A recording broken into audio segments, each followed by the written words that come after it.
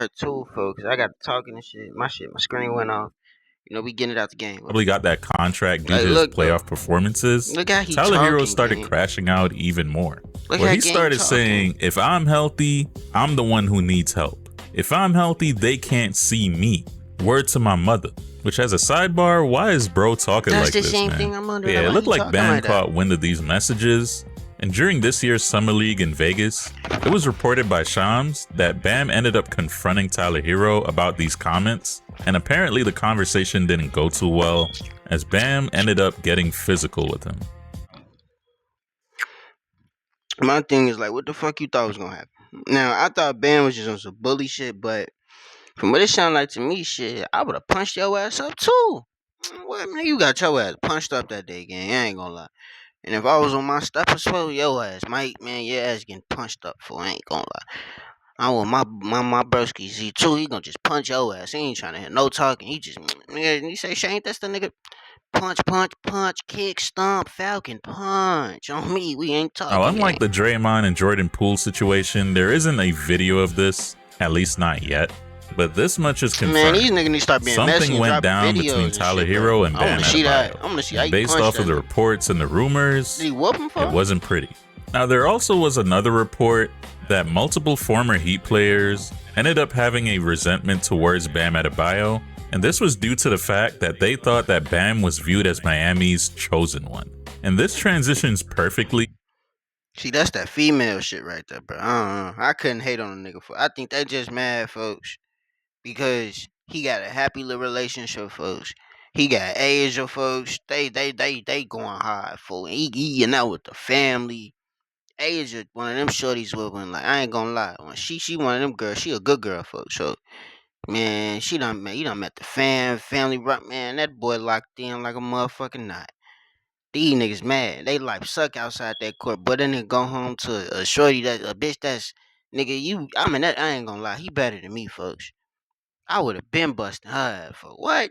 I think she just telling his ass like, can we hold off until I retire? She probably told his ass when she finna retire and everything.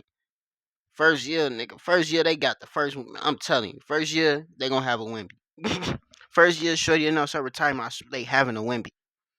Into my I'm next saying it right now. subject, because They sometimes are beef having a isn't Wimby always soon as she between retires, current folks. or I'm former telling you. teammates. If it don't happen, if it Sometimes don't happen that before, beef is with a former franchise okay, icon and the franchise itself. Lando. Because now we got to talk about the beef between the Miami Heat and Jimmy Butler. Good Beth. Now, when it comes to Jimmy Good Butler, it's always crazy to me because he was so loved in Miami.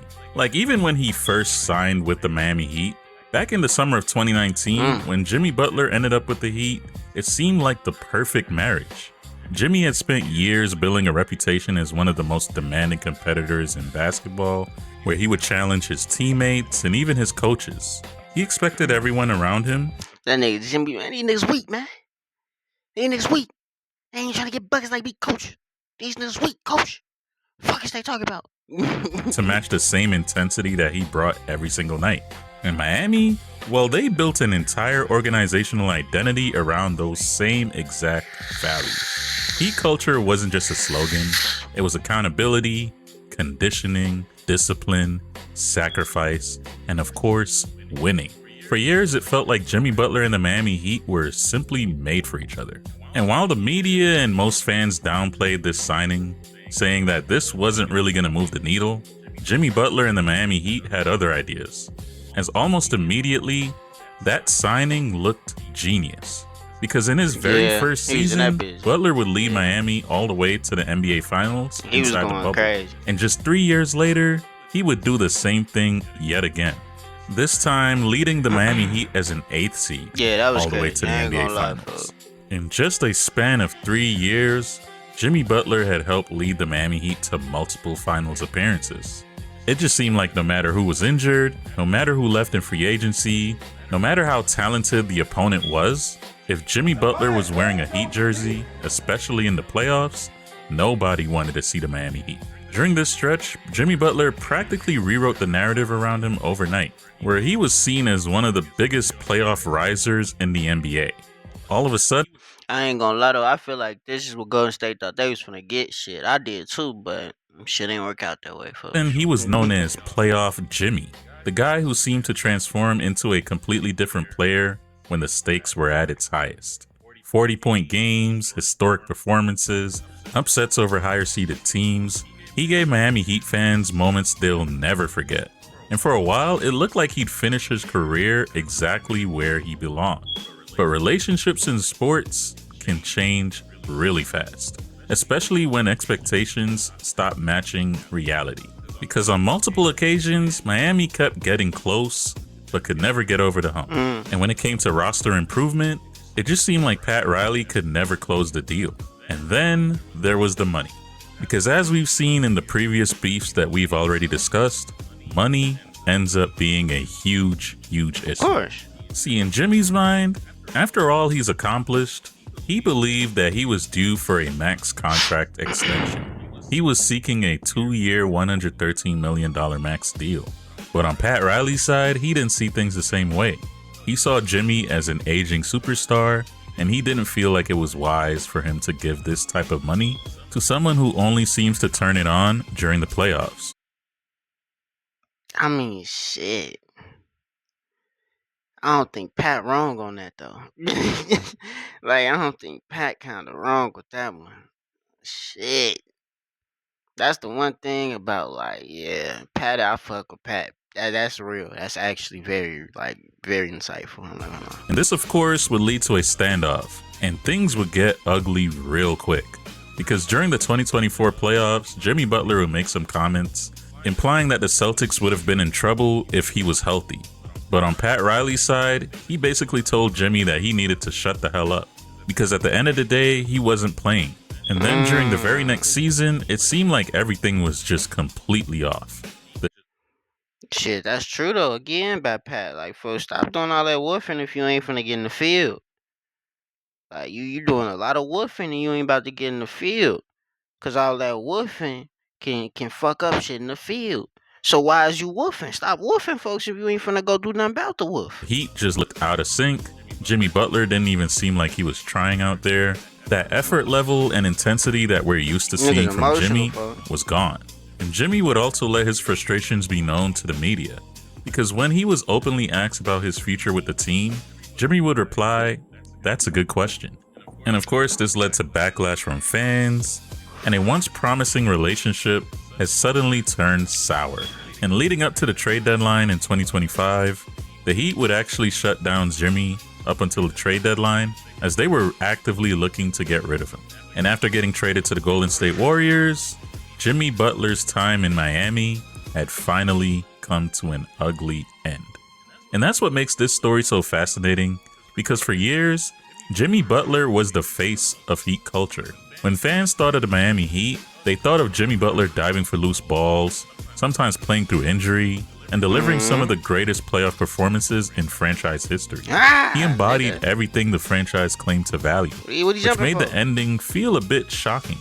And this is another reason why I think people misunderstand today's NBA. They hear players compliment each other after games and assume the league has lost its edge.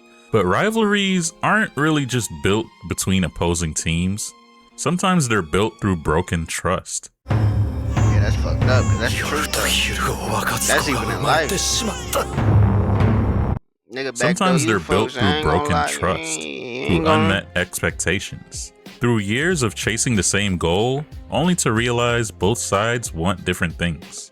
See, the modern NBA doesn't always give us fights. Sometimes it gives us something even more compelling. But as messy as Jimmy Butler's split from the Miami Heat became, at least there was history. At least there was years of success, 2 finals appearances, a relationship worth fighting to save. Not every NBA beef is built that way though. Some players simply can't stand each other. And if there's one rivalry that's defined by pure disdain, it's Draymond Green and Rudy Gobert. See, so far, we've discussed 2 different types of modern NBA beef. One that starts inside the locker room, and the other ended one of the strongest player-franchise relationships in basketball. But not every rivalry is built on broken trust. Sometimes, 2 players simply lose all respect for one another. And over the past several years, no rivalry has embodied that more than Draymond Green and Rudy Gobert. Now, what's Rudy! interesting about this rivalry is that it wasn't created by one He hit Rudy ass with that. He hit Rudy ass. Come on, shut the fuck up, shut the fuck up. Shh. No, don't say nothing, don't say nothing. game, or even one playoff series. It was built over years, because despite both of them playing in the front court, and despite both of them primarily being known Everybody got COVID. for their defense, Draymond Green and Rudy Gobert couldn't have been more different. Draymond has always represented versatility, switching on to every position, quarterbacking the Warriors' defense, playing with emotion, intensity, and as we've already discussed, occasionally crossing the line. Gobert, on the other hand, built his reputation differently, protecting the rim, dominate the paint, control the game with size and positioning. Both elite defenders, but they just represented two completely different philosophies when it came to elite defense. And naturally, that led to comparisons. It seemed like almost every year, Draymond Green and Rudy Gobert would be in the Defensive Player of the Year discussions. And it was Rudy Gobert who kept winning the award, causing Draymond Green to question some things. Because for years, Draymond Green would consistently take jabs at Rudy Gobert, arguing that Gobert's defensive impact is overhyped. But when Gobert got snubbed from becoming an All-Star in 2019, Draymond Green openly criticized him for crying and repeatedly mocked him. And in some moments after this incident, Draymond would double I mean, for you can't get mad. What the fuck is you crying for? It's so whining ass on little crybaby ass nigga, folks. down. As on a CJ McCollum podcast, he would say that crying over an All-Star selection was a bit much, and that a rim protector crying like that loses their on-court intimidation. And then on a TNT broadcast in 2022, Draymond would take even more shots at Gobert, where he would say the man cried on national television when he didn't make an All-Star team. Damn. As he would tell Charles Barkley that he said it then and he's gonna say it now. Damn. But even after years of public criticism, nobody, and I mean nobody, expected what would happen on November 14th, 2023. I ain't gonna lie, that boy Rudy ain't lying, ain't he? Because less than 2 minutes into a regular season game between Shut up, nigga. Shut up, nigga. Don't say nothing. Don't say nothing. He say, shut up, nigga. Don't say nothing. Oh, I got this. the Warriors and Timberwolves, You got something to say, nigga? Don't say nothing, nigga. Oh, I'm waiting. Yeah, but that motherfucker. Oh, he like, buddy, what the fuck? Like, brother, what the fuck is that to do? He said, bonjour. Stupid chaos ass. erupted.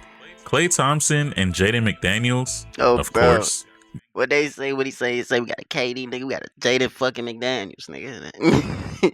Look at Rudy. got tangled up, Thought causing his players ass to would rush just be a towards the good scrum, teammate. which is normal. But it was when Rudy Gobert Look at that nigga Clay Jersey, boy. He definitely yank the 11 off that bitch, boy. He, nigga, he said, boy, nigga, I punch you in your motherfucking. got involved when things went absolutely I know that nigga Jaden say, yo, punch me in your motherfucking. Look at nigga Kevin. He ain't doing shit. That nigga Jane like, damn, he in that bitch really joking. Fuck Jane just sitting there like, fuck, this nigga really joking this nigga. He like, bro, what the fuck? He looks so confused. He like, bro, what the fuck is he doing? insane.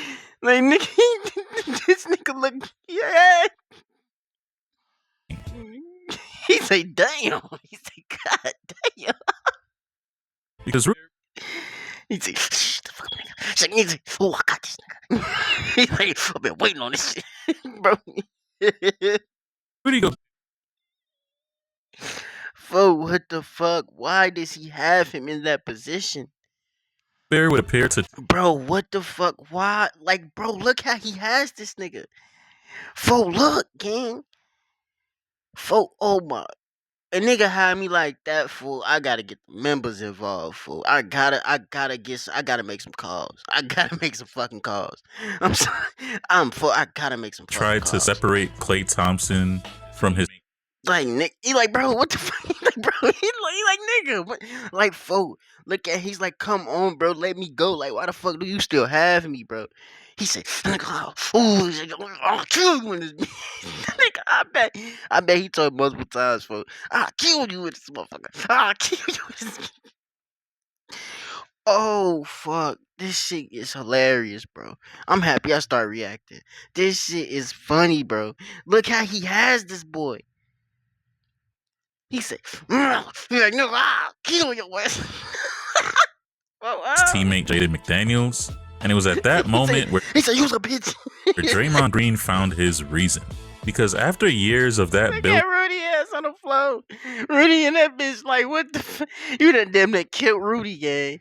You know why you that mad at fucking Rudy Gobert for that you damn near kill this nigga for? Cat ain't did shit. He trying to be fake tough and shit. They did a could slap Cat ass. They could slap the fuck out of Cat. He wouldn't have done shit for. He was just all that after all of that stupid ass boy.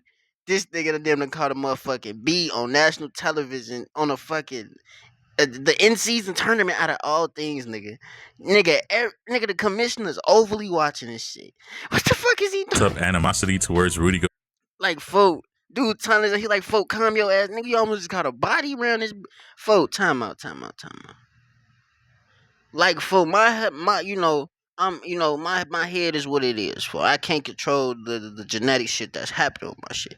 But for why his hair look like that? Why look like it look like it's bald, and your motherfucker just glued the sections and the braids. You see what I'm saying? Like for real, like they glued them bitches on. You know how they do like with the bald niggas for with the toupees? It look like they just line by line put some glue on them bitches. Slap them bitches on, boy. His ass need to stop getting that shit, boy. What the fuck? Your hair is not supposed to look like that, gang. Like shit, this shit made me appreciate my shit. Ooh. Gobert, Draymond Green seemed to let it all out on the court, where he would grab this man and put him in a chokehold and like, look at this weak ass boy.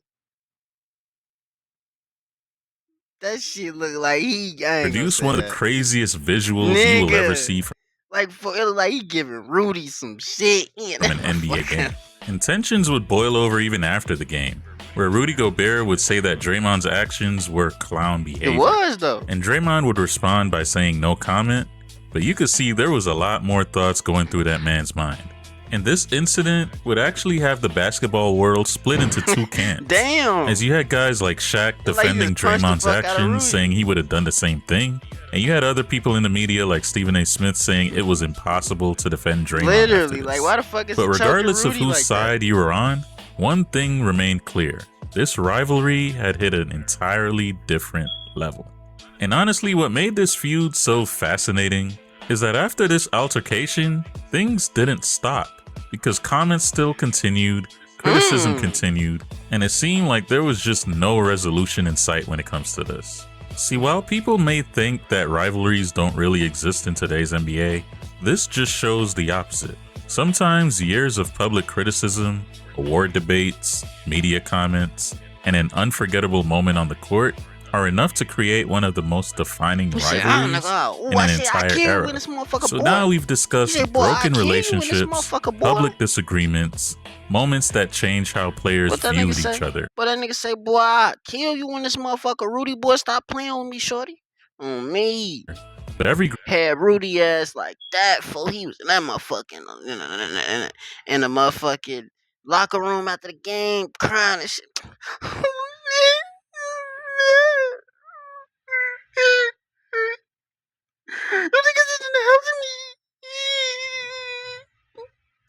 Great basketball era reaches a turning point, because as old rivalries begin to fade, new ones take their place, and the NBA's next generation is already there. And if the early signs are any indication, what the fuck is Duke sitting here looking like he gonna do something? Nigga, Duke, you ain't gonna do nothing, boy. You better pipe your little man. You better pipe your lizard looking ass down, fo. You ain't gonna do nothing, nigga. Nigga, your ass look like this motherfucking YouTube nigga I watch named Prioxis. Nigga, you ain't gonna do shit. The fuck on. The league's next great rivalry may Bro, have fuck already is Duke begun gonna do? He ain't because gonna do now shit. we have Victor Fuck is he Wembanyama talking and about? Chet Holmgren. Boy, Now, what's fascinating about this rivalry is that it didn't even begin because of a dirty play. bro, Duke Dennis and that motherfucker looking like he gonna pop something off. Nigga, he ain't gonna do nothing. This is the longest walking path Fuck in is the he world. sitting there At over looking like 22,000 kilometers, Randall it would take over. looking ass nigga, fuck, This what this nigga rivalry gonna do? is that it didn't even begin because of a dirty play or trash talk or even some heated playoff series. It began with comparisons. And these comparisons began long before these two even shared an NBA floor because fans couldn't stop asking the same questions. Who's better? We can date this all the way back to the FIBA Under-19 tournament, where back in 2021, Victor Wembanyama put up a monstrous 22 points, 8 rebounds, and 8 blocks. But it was Damn. Chet Holmgren's Team USA who ended up with the win. They And it had was Chet barely who won. walked away with the tournament MVP. And while Chet was What the fuck? You fucking lost. What the fuck? What's supposed to drafted a year before Bro, Wemby look, in he's still off the 2022, niggas. he would I ain't actually gonna miss lie. the entire season with a foot injury, which meant the stars practically aligned, as both of these players were going to debut during the same season. This meant that both of these guys were Rookie of the Year candidates at the same exact time. And this is when media comparisons reached a fever pitch, especially when they went head to head. As whenever the Spurs and Thunder matched up, everything seemed to carry an extra meaning. Both the fans and media would overanalyze both of these players' performances, as they would look for reasons to determine which of these guys was the better player. And after that rookie season, it was actually Wemby who would walk away with the unanimous Rookie of the Year award, as he averaged over 20 points per game, over 10 rebounds, and almost 4 assists. And honestly, in the beginning, there just seemed to be a bit of respect between the two, as we didn't really see any animosity between them. And while Wemby would continue his ascension during his sophomore season, Chet would be a part of that Thunder team that won the championship. And after winning a ring so early, he was regarded as one of the better big men in the league. But it was during the very next season where things would take a bit of a turn. Because during the regular season and the playoffs, there seemed to be a rivalry brewing between the Spurs and the Thunder. As during all of these matchups, Wemby seemed to take these matchups very personally. And after an upset victory in December, Wemby would have an interesting quote where he would say, "I'm just glad to be a part of something that's growing to be so beautiful. Pure and ethical basketball." Now, as we all know, the Thunder are known as the opposite of ethical basketball, as they have been known for flopping, dirty plays from guys like Lou Dort, etc. So while Wemby didn't take a direct shot at the Thunder, after a game like that, it seemed like this was a dig at the Thunder team. And when the Spurs would meet the Thunder in the conference finals, things would escalate even further. As during that series, Wemby would take every chance possible to punk his opponent, Chet Holmgren. Whether he was dunking on him and grabbing the ball right after, or being a menace on defense, Wemby almost seemed like he was bullying Chet. And this almost came off like a one-sided beef, as Wemby was the one showing intensity when it came to Chet, but Pussy. Chet was just What you gonna not do? really responding.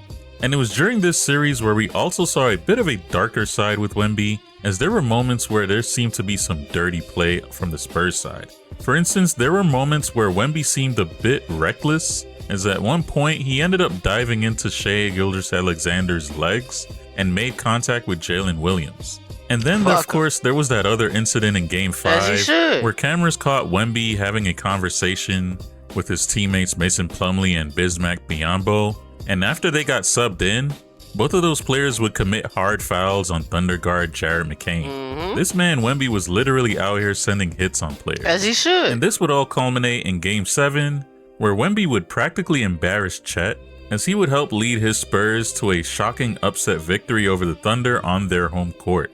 And in this game, Chet Holmgren would actually have one of the most embarrassing moments of his career.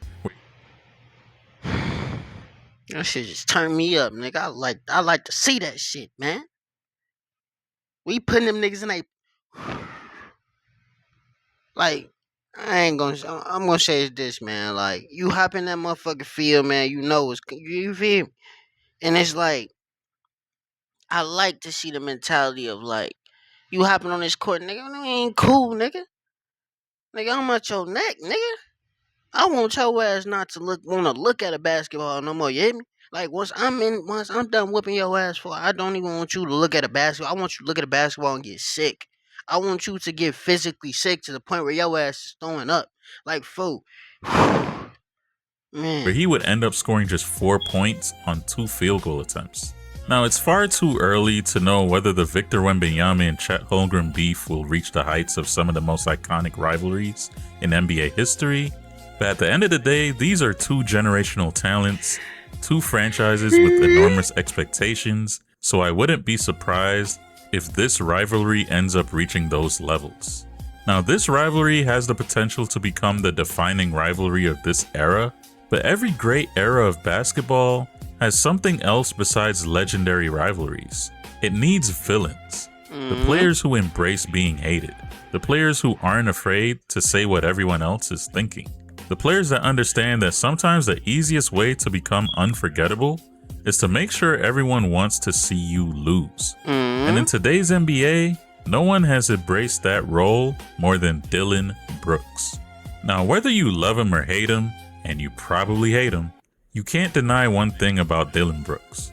He understands his role. In a league filled with players who are constantly protecting their image, Dillon Brooks has built an entire identity around being the guy everyone loves to hate. But what's crazy about this is that this wasn't always the reputation. Because when Brooks entered the league with the Memphis Grizzlies, he wasn't viewed as some supervillain. He was a second-round pick who had to fight for everything. A tough defender, a physical wing, a player who carved out a role by doing the things that doesn't always show up in the box score.